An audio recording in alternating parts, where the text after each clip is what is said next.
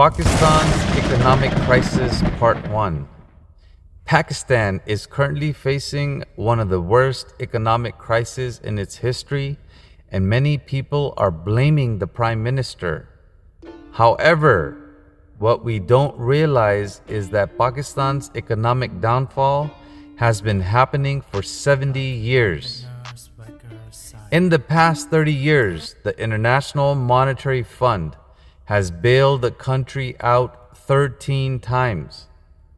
In this episode, we will examine the reasons for Pakistan's economic failure and the lessons that other countries can learn.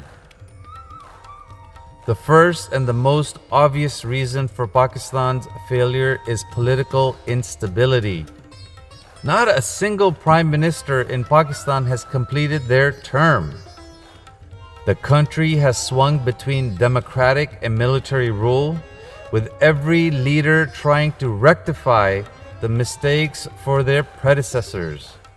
By the time they start to act, they are overthrown. For example, General Zia took over the government in 1978 and imposed a military rule, banning unions and the media. He also took massive loans from around the world.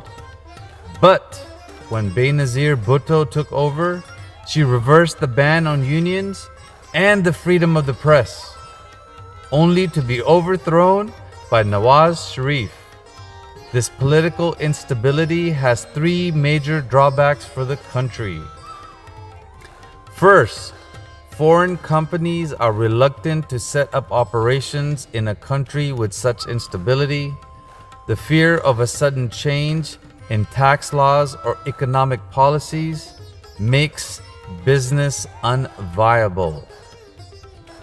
Number two, with the constant fear of being overthrown, leaders focus more on the power struggles instead of development.